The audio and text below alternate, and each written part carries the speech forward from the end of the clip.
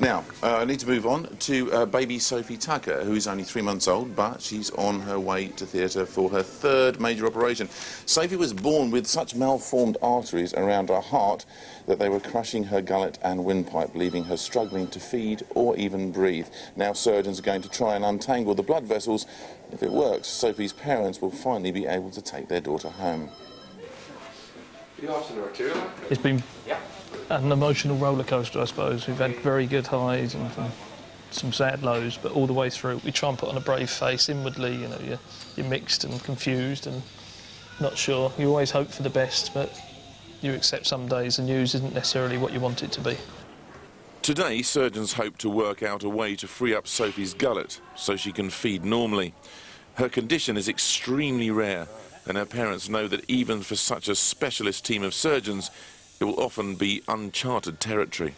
We just want her home, back with us as a family, and just get on with it. But obviously they will do everything that's best for her. Yeah, they haven't let us down so far. Before Christmas I relieved the obstruction to the airway, but part of the problem that she's developing now is that she's actually having difficulty in swallowing. And the way we've been approaching this is to look up the medical literature. So the operation is going to be very interesting for me to see exactly what the problem is. Mr. Austin starts by clearing a pathway to Sophie's aorta, the malformed artery carrying blood away from her heart. Probably a bit about middle. Yeah. Once you've been in before, it becomes a bit stuck down. So getting back in again, second time round, can be a bit more difficult.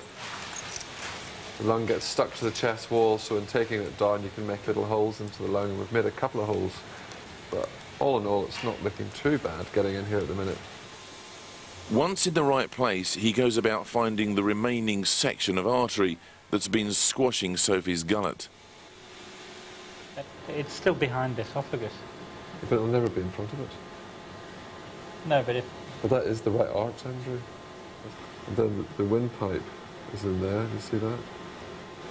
That's so that would free up that as well. Yeah. As suspected, the tangle of blood vessels around Sophie's heart is extremely complex. Removing a section of artery is not going to be straightforward. So I can't divide it. A mistake is not an option, and there's plenty of debate between Mr. Austin and his surgical team. The description of how to handle it in an adult when it's causing dysphagia includes stitching it back. I could definitely. And that would free the esophagus. It would. Because there's nothing There's nothing this side of it to prevent it bulging out this way. Thankfully unaware of the challenge their daughter is presenting, Simon and Caroline have been waiting patiently for 2 hours. This part of waiting for operation is just horrible. It's just, you just get a sick feeling. You just want tomorrow to come and for it all to be over and done with and just know the outcome. It's, you just feel empty. You just feel absolutely helpless. There's nothing you can do. It's now out of your hands. You've been cuddling and looking after her, feeding her and doing bits, but now it's totally somebody else's responsibility, isn't it? If we get it on and we get rid of one. Get rid of that. Mr. Austin has identified the section of artery he wants to remove, but it's connected to the main blood vessel feeding Sophie's left arm. He calls for one final check of the scan results before making any decisive cuts. Yeah, we've got it on the CT as well. Go check, Andrew, if you could actually. Releasing the pressure on Sophie's gullet will come at a price. Yeah, there is an artery to the left arm which will have to be sacrificed. Dr. Durwood has just popped round to have a look at the CT scans and the MRI scans that we've done, just to make sure that the artery which I'm about to sacrifice is truly the artery to the left arm and not the artery to the left side of the brain, the left carotid artery. There is absolutely no margin for error. The wait for Simon and Caroline must seem like an eternity, but as Simon said, he cuddled his daughter as much as he can. Now she's in the hands of the doctors.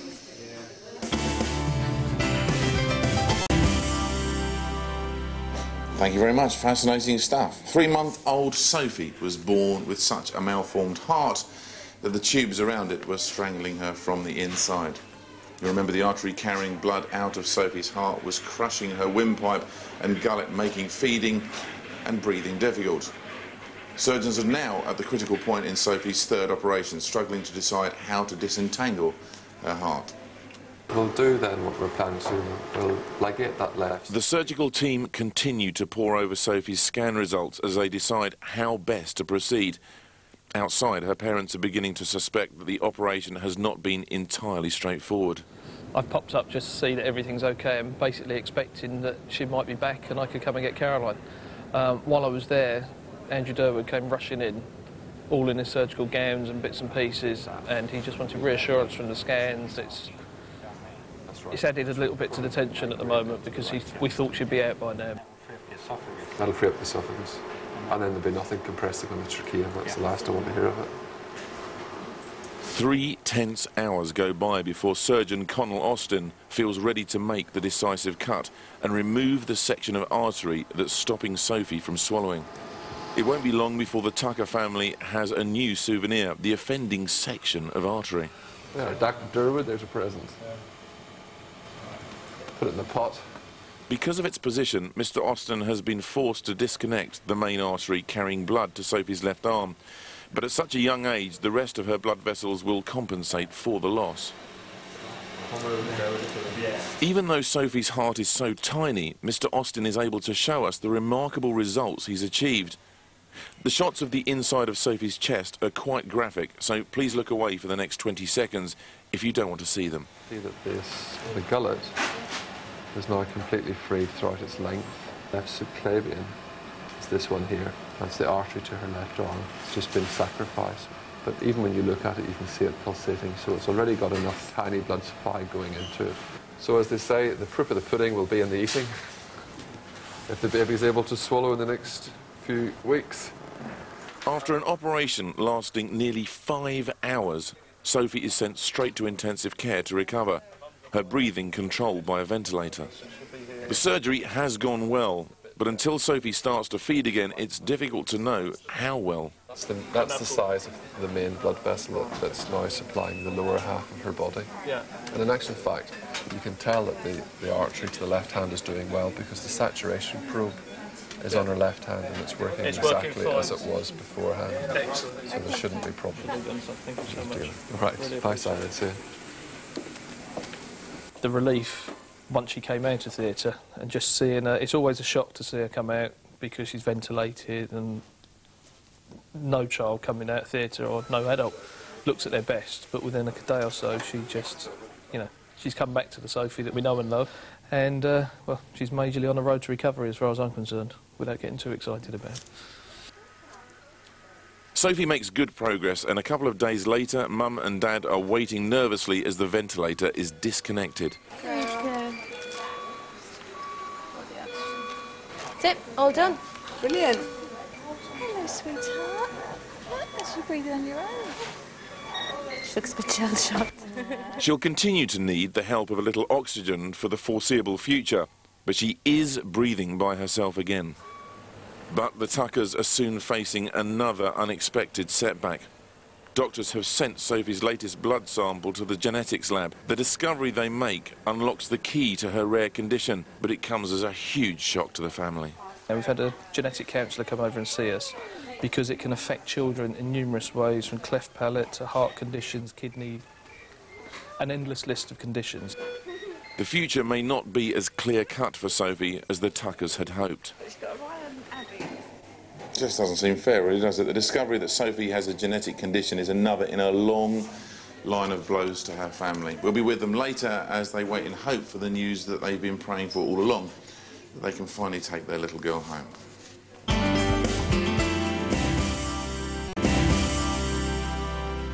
Now back to Simon and Caroline Tucker, who have just discovered that their 3-month-old baby daughter Sophie has a rare genetic disorder. Sophie's been in hospital for the last 3 months and has already had 3 major operations to sort out tangled arteries around her heart. Now her parents must face up to the possibility of more problems to come. It comes to light that she has got a condition called 22q deletion, which is a chromosome deficiency. Geneticists at Guy's have discovered that Sophie is missing a tiny part from a single chromosome, number 22. One of the structures that holds the genetic blueprint of our bodies. Here we can see the chromosomes in their spread on the slide, you've got 2 chromosomes which have got these green label on them. These are the 2 chromosome 22s.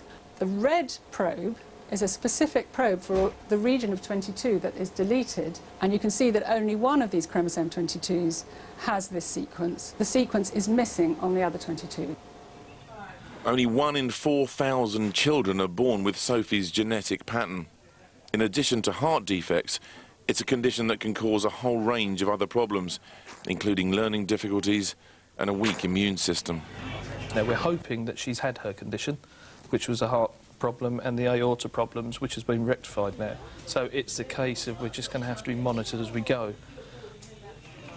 The Tuckers are determined to put the possibility of future problems to one side and, for now, simply enjoy the dramatic improvement they see in their daughter since the operation to help her swallow. Her feeding now, it's a vast improvement to what it has been over the last 14, 16 weeks.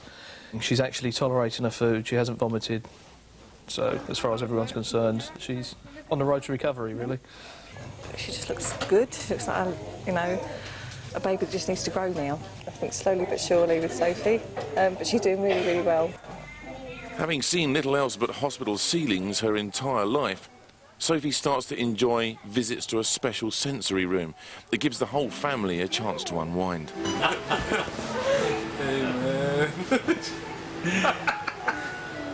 It's supposed to stimulate you, not put you to sleep.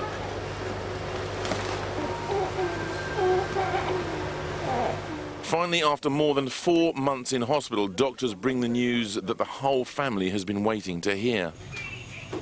Well, I'm really pleased. So I guess if by next week she's doing as well as she is, we'll be planning to go home from here with all the backup that she'll need. Okay. Thank you very much. Thank you. Bye-bye. With a return to Kent now a reality, the family can finally get ready to look after Sophie at home, including training in emergency resuscitation. We've had all the oxygen put in at home, so she'll be coming home under oxygen. But she's moved on leaps and bounds. You can really see it's a new baby, a new child, and I believe this is a start of things to come. I think it's very positive from now on. In a year's time, we'll look back and think, hey, what was it all about? It just feels like an eternity, doesn't it? It feels a long, long time. But we're going home today. Sophie has a long way to go, but at least she'll be able to continue her progress where every baby belongs, at home. Thank you very much for everything you've done. Really appreciate it. See you later. Bye-bye. Bye. And we're absolutely delighted to say that Sophie is back at home and doing really very, very well.